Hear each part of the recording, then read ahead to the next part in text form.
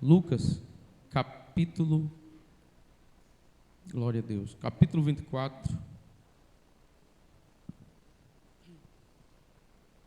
Lucas, capítulo 24, versículo 49.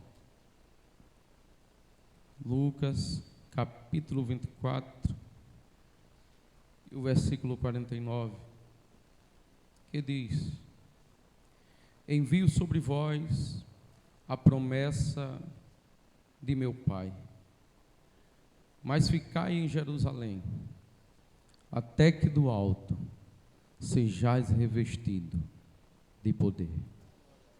Envio sobre vós a promessa de meu Pai, mas ficai em Jerusalém, até que do alto sejais revestido de poder. Nós estamos vivendo dias terríveis, e não são só os últimos dias, mas há anos que contemplamos isso. As coisas só têm se intensificado para que nós possamos entender que a volta de Jesus se aproxima, que nós precisamos estar preparados e precisamos também ajudar a outros a se preparar. Alguém fala por aí, e alguém anda até dizendo que nós estamos preocupados com o que vem acontecer, porque vamos ficar sem apoio. Nós somos cidadãos, vivendo numa sociedade, temos as nossas posições e a nossa direção, ela é bíblica. E nós sabemos que a igreja, ela tem o sustento da mão de Deus. E todas as nossas necessidades, ela é suprida pelos céus. Deus usa o homem, mas tudo o que nós precisamos vem do céu. Porque nós não somos filhos bastardos e nem abandonados em orfanato. Jesus disse: eu rogarei ao Pai, e Ele vos enviará o outro Consolador. Alguém que vai cuidar, alguém que vai estar próximo de vocês. E o estudo, o termo aqui, o outro, Jesus não estava falando alguém parecido. Jesus não estava falando alguém que tenha uma semelhança ou que tenha algumas características. Jesus estava dizendo: aquele que o Pai vai mandar é igual a mim, é a mesma coisa que eu. O que eu sou, Ele é. O que eu faço, Ele faz. O que eu tenho, Ele tem. Se eu curo, Ele cura. Se eu salvo, Ele salva. Se eu abro porta, Ele também abre porta. É o Espírito Santo de Deus que está conosco todos os dias. Quando Paulo, dando a bênção à igreja de Corinto, ele diz que a graça do Senhor Jesus Cristo, que o amor de Deus e a comunhão do Espírito Santo esteja com todos vós. Comunhão para os gregos, e uma das interpretações é companheirismo. E companheirismo para eles não era simplesmente o fato como muitos de nós somos amigos e demoramos tanto nos ver. Mas quando a gente se vê, tem um bom respeito, uma consideração. Mas a gente passa muito tempo sem se ver. Mas a gente, quando se vê, a gente, meu companheiro, meu amigo. Mas para o grego não. Companheirismo aqui é alguém que está perto. É alguém que está todos os dias. É alguém que está todas as horas. Quando Paulo fala que a comunhão do Espírito Santo esteja com todos vós, ele estava dizendo que no deitar, que no levantar, que no trabalhar, que no fazer, que no deixar de fazer, no vestir, no falar, que você esteja sempre ao lado do Espírito Santo de Deus.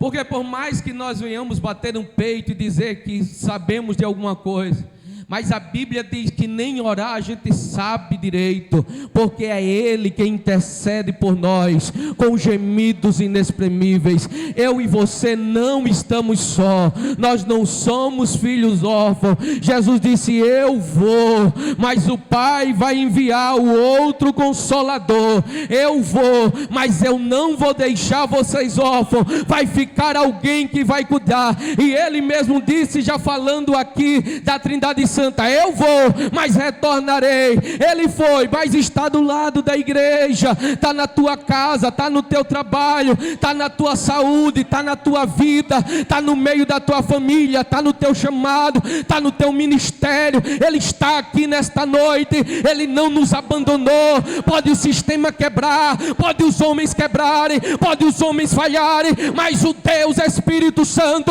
Ele está no meio da igreja, Ele está atuando, Ele está trabalhando e fazendo aquilo que lhe apraz.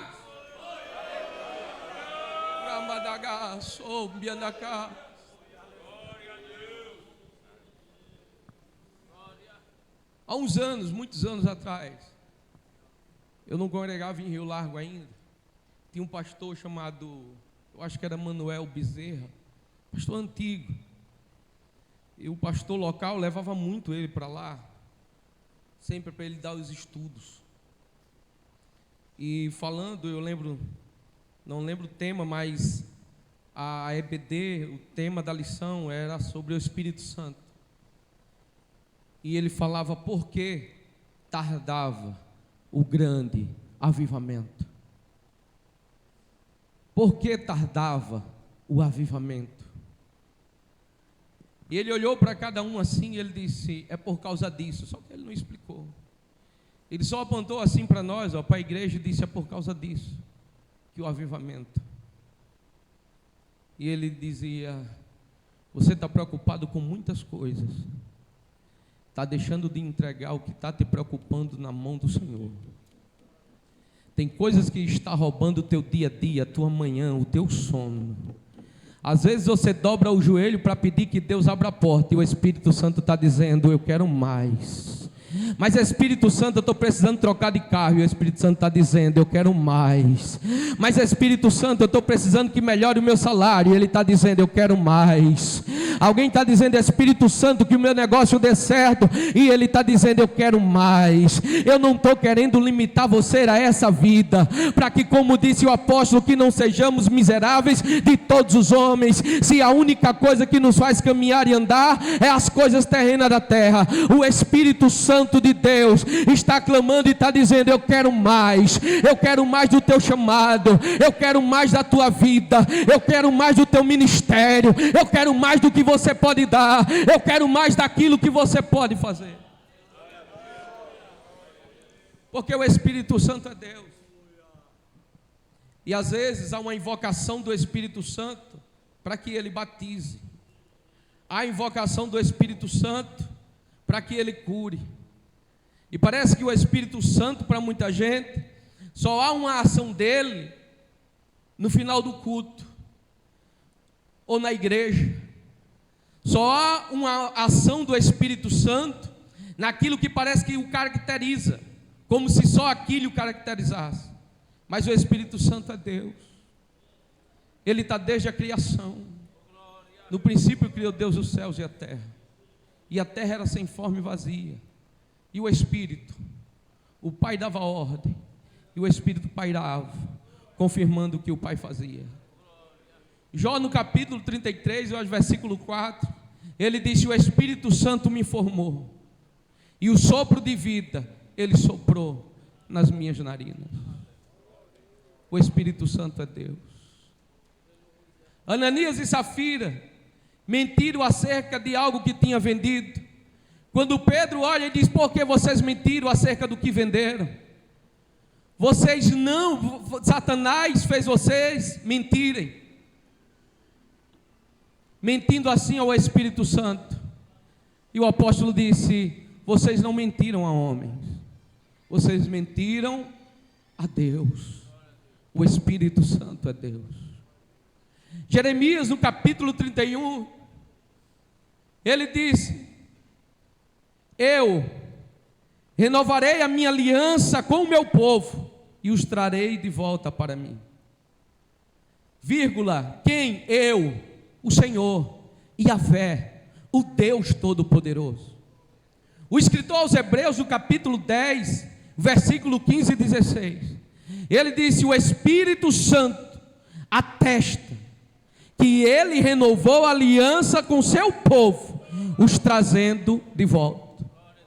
Então Deus que falou lá em Jeremias, o escritor aos Hebreus está dizendo, foi o Espírito Santo quem falou. Então o Espírito Santo, ele é Deus. Jesus, quando é batizado por João, que ele sai das águas, a Bíblia diz que o Espírito desce em forma corpórea de uma pomba. Ali está o Filho, está o Espírito Santo. O céu se abre e uma voz que diz: esse é meu Filho amado, em quem a minha alma se compraz. Então o Espírito Santo é Deus. Deixa eu fazer uma aplicação e eu preciso que você atente e me entenda. No capítulo 8 do livro de Atos dos Apóstolos, está acontecendo um avivamento em Samaria. Está acontecendo ali vidas sendo transformadas, pessoas sendo salvas. O anjo chega a Filipe e diz assim: olha, toma agora rumo o caminho de Gaza, desce ao sul. Filipe então vai caminhando 100 quilômetros. Quando Filipe chega lá, o Espírito Santo diz para ele: te aproxima da carruagem. Só que o Espírito Santo não estava em Samaria, e porque agora ele também estava em Gaza. Então quer dizer que enquanto ele avivava Samaria, ele estava junto com aquele eunuco pelo caminho. Se o Espírito Santo estava em Samaria, e se ele estava também no caminho de Gaza, é porque ele é onipresente. E se ele é onipresente, ele é Deus. Ele diz agora: Filipe, te aproxima da carruagem. Quando Filipe se aproxima da carruagem, o homem estava lendo um texto no livro de Isaías. Ele entendeu qual era a missão dele, disse: entende tu que lês? O Espírito Santo sabia que o homem estava lendo, estava relutando e não entendia. Se o Espírito Santo conhecia o que o homem estava pensando, é porque ele é onisciente. E se ele é onisciente, ele é Deus. Quando Filipe agora sobe na carruagem, que começa a pregar, e o homem agora converte o seu coração e diz: olha, ali tem a água, o que é que impede que eu seja batizado? Filipe desce lá com ele, e ele é batizado. Quando eles saem da água, o Espírito Santo tira ele do caminho de Gaza e leva para Azoto, arrebatado. Os homens têm poder para fazerem prédios, carros supersônicos, para fazerem mísseis, é porque eles têm poder. Mas para fazer o que foi feito com Filipe, tem que ter todo o poder. E se o Espírito Santo tem todo o poder, é porque ele é onipotente. É o Deus que viu quando você saiu de casa, mas é o mesmo que já estava aqui te esperando. É o que sabe o que você estava pensando em casa. É o que tem poder para resolver o que você está precisando. É o Deus onipresente que está aqui contemplando a sua situação, mas também pode estar tirando o sono de alguém para que possa se levantar em teu favor. É o Deus que eu estou olhando aqui. Eu não sei o que se passa, mas ao mesmo tempo Ele sabe o que está passando na cabeça de cada um, e Ele vai responder com poder e glória a necessidade, porque Ele é o Deus que tem todo o poder, Ele é o Deus que tem toda a autoridade para fazer infinitamente mais do que aquilo que pensamos ou imaginamos. O Espírito Santo, Ele não é apenas uma força, Ele não é um poder emanado de Deus, Ele é o próprio Deus. Ele está aqui nesta noite, Ele está neste lugar nesta noite, Ele está contemplando cada um nesta noite, Ele vai trabalhar nesta noite.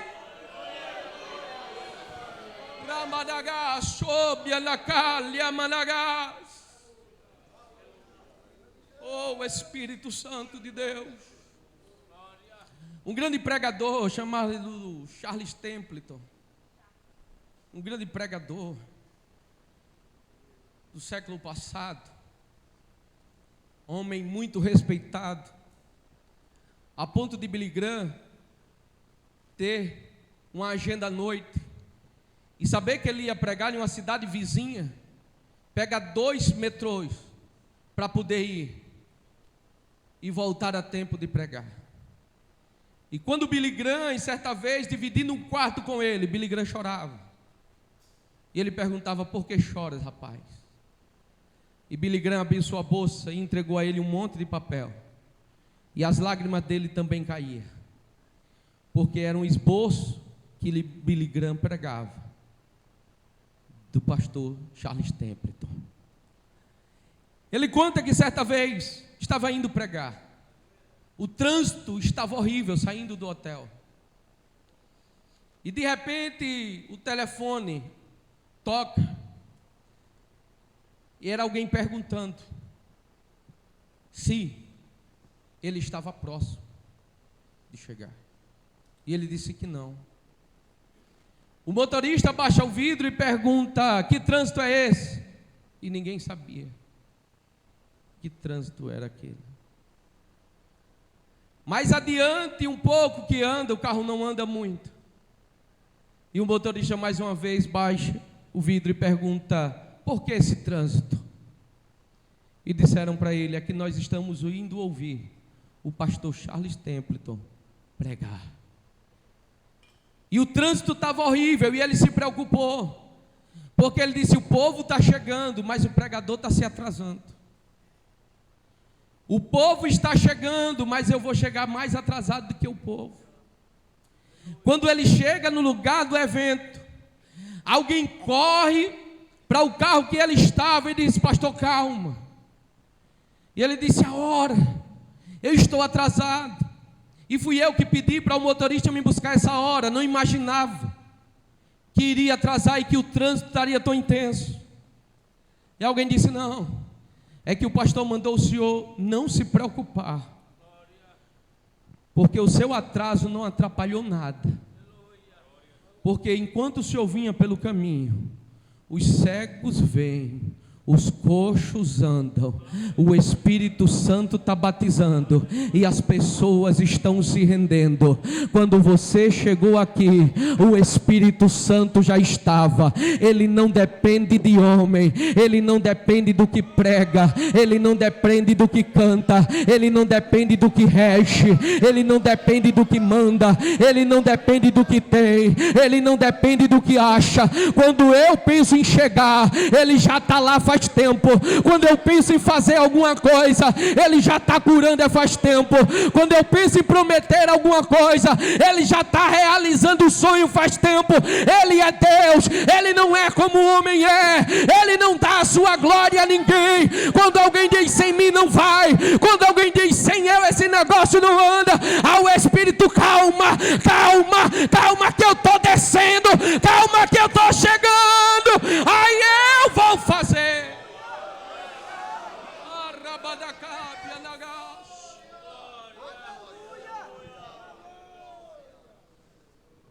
Eu encontrei há uns meses um amigo de escola, um estudante da Bíblia, igreja reformada. O menino era um cara muito bom. Eu nunca mais tinha visto, a gente parou para conversar. E ele sempre gostava, de me dar uma apunhaladazinha, porque ele queria que eu saísse da Assembleia e fosse para a igreja dele. E ele sempre me questionava. E eu, ser sincero, eu nunca tive suficiente argumento para fazer ele calar a boca. E a gente se encontrou uns meses atrás. E ele disse: e aí, Jorge, ainda está na mesma? Eu disse: rapaz, mais de 10 anos sem me ver, tu ainda vem me afrontar? Aí ele riu: não, rapaz, é brincadeira. Mas ser sincero, Jorge, que é complicado, às vezes, eu estou morando perto de lá onde eu estou, em Goiás. É muito barulho, Jorge. Quando de repente 10, 15 minutos de palavra, e o pastor se enrola todinho, e pega um versículo, e fica lendo o versículo, relendo. A mesma frase ele repete 20 vezes, para ver se faz efeito. Jorge, Olha, é complicado, Jorge. Eu sei que tem uns bons aí e tal, mas é complicado. No meio do culto, Jorge, falando em mistério, profetizando. Você sabe que não é bem assim, né? Eu fiquei calado, eu digo, meu Deus, 10 anos sem se ver, criar uma briga. Aí ele disse, mas aí, como tu és? Faz o que na igreja agora? Aí eu disse, eu sou presbítero. Ele disse, eita, então é pregadorzão, né?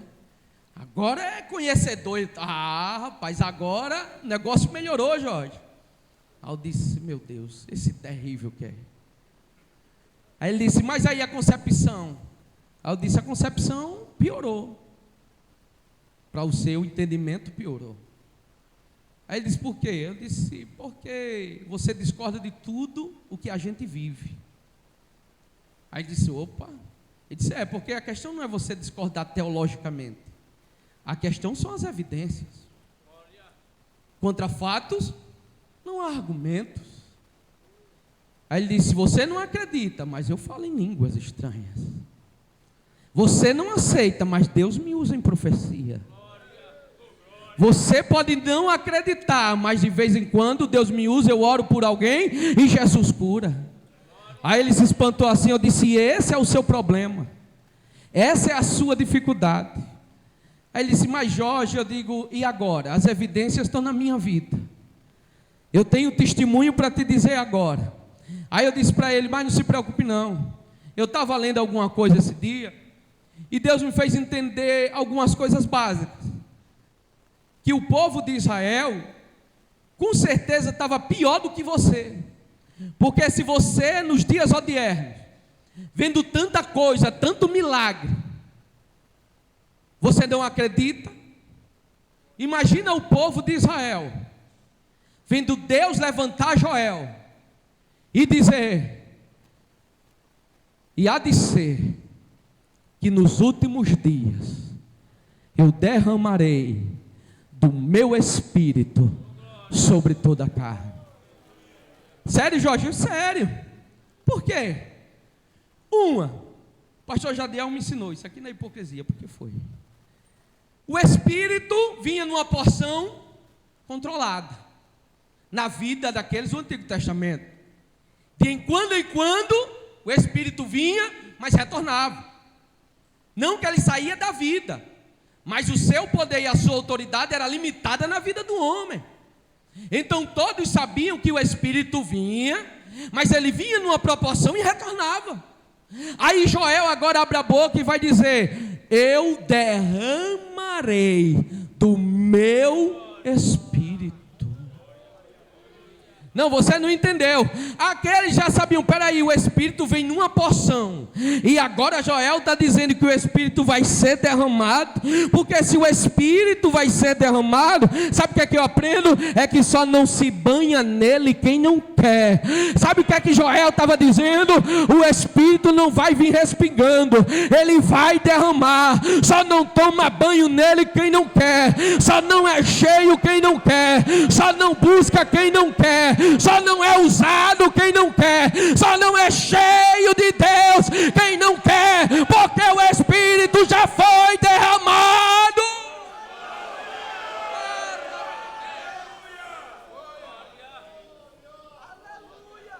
Mas tem um agravante. O agravante é que o povo estava acostumado a ver o Espírito não ser derramado, mas vindo uma proporção. Mas essa proporção que ele vinha também não era em qualquer um. Não era qualquer cidadão judeu. Não era qualquer hebreu. Não era qualquer israelita. Não. Era reis, sacerdote, profeta, os juízes. Aí Joel diz, tem mais. E esse Espírito vai ser derramado sobre toda a carne. Joel enlouqueceu não. Vocês vão ver Jesus, Deus salvar egípcio. vai ver salvar filisteu. Como é? Sim, na hora que Deus começar a transformar, o Espírito dele vai vir sobre toda a carne, porque o Espírito, ele não é limitado a quem se acha, ele não é limitado a pregador, a cantor, a igreja, a ministério. O Espírito Santo, ele veio para toda a carne, é para o preto, é para o branco, é para o que prega muito, é para o que pega pouco. Ele disse: é toda a carne, é toda a carne.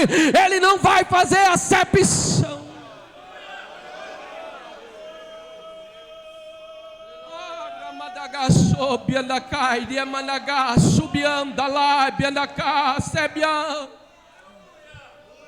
Mas como, Joel? Eu acho que os pinos da cabeça de Joel já estão afogando. Tá não. E ele está falando que a geração posterior, filhos e filhas. Como assim, Joel? Filhos e filhas de tais pessoas, de tais gente, sim. O que é que vai acontecer, Joel? Vão começar a profetizar.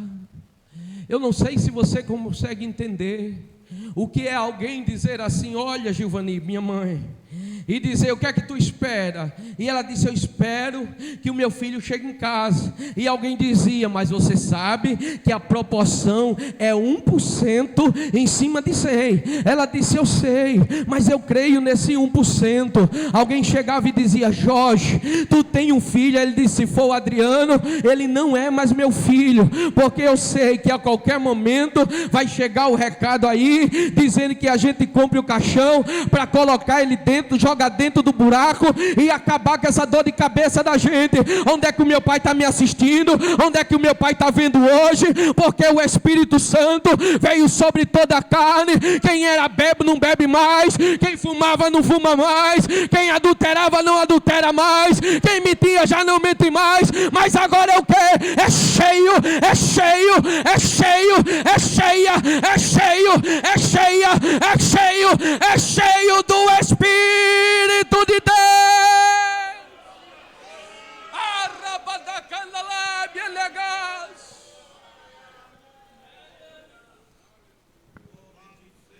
Mas tem mais, Joel. Não é possível. Tem mais. Tem algumas pessoas que acham que o seu tempo chegou, que a idade avançou demais, e que já não tem direito a viver mais nada. O Espírito vai vir sobre esses velhos, os anciãos, e eles vão ter sonhos espirituais. Mas deixa eu discordar de um pregador, ele não vai estar me vendo. É que eu vi alguém dizendo que pela idade Deus vai dar sonhos espirituais, para que os velhos, eles tenham fé para já começar a imaginar o céu. Só que a minha avó de 96 anos, o pastor Jadiel conhece, ela não é desse grupo. Ela não é desse grupo que quer sonhar para ver o céu. O meu irmão fez um podcast com ela, e uma das perguntas lá na conversa dele com ela, meu irmão, e ele disse: ô vó, a senhora quer morrer quando? Ela disse: Deus me livre. Sara passou mais de 100 e ainda chamava ela de bonita. Tu acha que eu quero morrer? Mas a minha avó não é em cima de uma cama, irmão, é cozinhando, é cortando cebola, 96 anos. Ô vó, o que é que a senhora quer para lanchar? Aí ela chega assim e faz: ó, deixa o Jorge saber não, que é o meu pai, mas vai lá, pega um passaporte e traz uma Coca-Cola daquela bem gelada. Não tem glicose, pastor Jadiel, não tem colesterol, 96 anos. Sabe o que é que a minha avó faz antes de dormir? Eu não sei se todos vocês fazem, mas ela ainda dobra o joelho, pastor Benê. Ela ainda chora, tem 35 anos de convertida. que largou o cachimbo. Ela ora. Outro dia ela estava chorando em casa. Eu disse: que o que, vó? Ela: não, porque eu estou um pouquinho gripada e eu não consigo ficar de joelho para orar, e eu não gosto de orar deitada. A Covid passou lá em casa, pegou mãe, pegou pai, chegou na avó, não durou um dia. A gripe chegou lá, pegou pai, pegou mãe, deixou pai e mãe 15 dias internado, passou na avó de 96 anos, só passou 3 dias. Eu disse: o que é que a senhora quer? Ela disse: enquanto eu tiver juízo, eu quero é servir a Deus, eu quero adorar a Deus. Então não tem idade, você precisa continuar a sonhar e a projetar enquanto a vida ainda há esperança. O teu tempo não chegou, ainda é hora de sonhar os sonhos de Deus.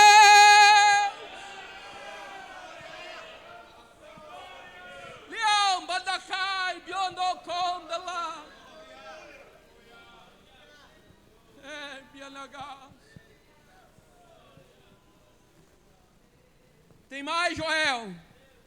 É escândalo, irmão. Escândalo. Não tem como uma mensagem dessa ser recebida de bom grado, com os ouvidos atentos, entendendo que é Deus usando alguém. E Joel disse: olha, não tem aqueles jovens que a sociedade desacredita, que tem um bando de gente que diz: ah, no meu tempo, ah, a juventude do meu tempo, vivendo lá do passado, dizendo que só o tempo dele que foi bom, que só ele que fazia, que só ele que aparecia. Essa juventude desacreditada. O Senhor, alguém está dizendo: é bom que Deus puna, é bom que Deus extirpe.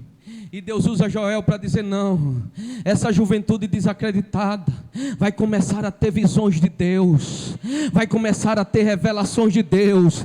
Eu não sei se você tem algum jovem dentro de casa, eu não sei se você é amigo, mas de repente Satanás já disse: olha, aí não tem jeito, olha, aí não tem mais alternativa. Mas o Espírito Santo de Deus está dizendo a você nesta noite: eu ainda tenho revelação, eu ainda quero usar jovem, eu ainda vou levantar jovem, vão ter revelações. Aí tu não fica não, viu, assustado, quando Deus começar a usar os jovens para falar contigo, para curar a tua vida, para restaurar a tua vida.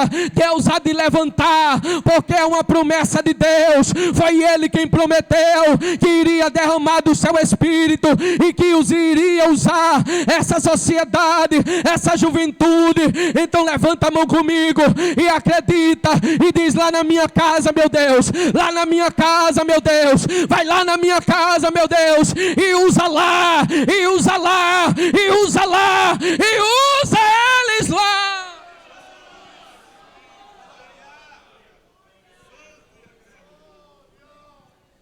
Nove horas. Vamos ficar de pé um minutinho.